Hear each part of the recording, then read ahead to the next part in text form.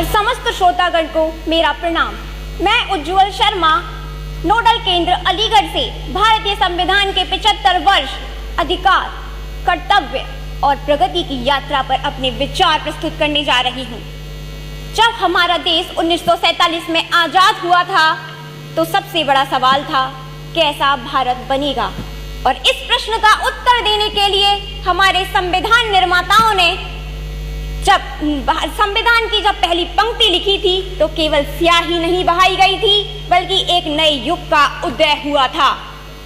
हमारा भारतीय संविधान 140 करोड़ भारतवासियों की आशाओं का प्रतिबिंब है।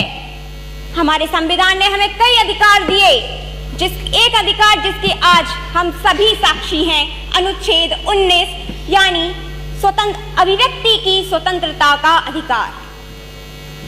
लेकिन महात्मा गांधी ने कहा था कि अधिकारों से पहले कर्तव्यों की बात होनी चाहिए। लेकिन अफसोस की बात है कि हम अपने अधिकारों की लड़ाई तो लड़ते हैं लेकिन कर्तव्यों को भूल जाते हैं। अधिकार और कर्तव्य उसी गाड़ी के दो पहिए हैं जिस पर हमारे लोकतंत्र की गाड़ी दौड़ती है। यदि हम केवल एक की अपेक्षा करेंगे और दूसरे की अवहेलना, तो यह गाड़ी असंतुलित हो जाएगी। इसलिए हमें केवल अधिकारों का उपभोक्ता नहीं बल्कि अपना कर्तव्य निभाकर एक जिम्मेदार नागरिक भी बनना है। इन 75 वर्षों में भारत ने असाधारण प्रगति की है। आज अगर भारत के अथाह समंदर में भारत की शक्ति का उद्घोष करने के लिए INS अरिहंत, INS विक्रांत तैयार हैं, तो अनंत आकाश में गर्जना हमारे तेजस कर रहे हैं।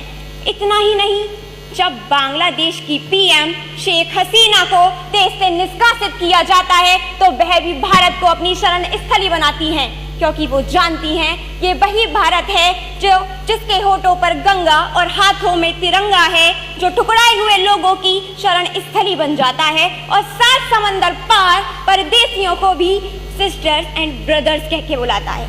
जी हाँ, ये है हमारा संविधान जो सबकी रक्षा करता है। अंत में मैं केवल कहना चाहूंगी कि गिरको कर रे कंथड़ा, हिरण कसो घी खाए, आग चरे और पूर्ण भके घोड़ा सुआगी जाए।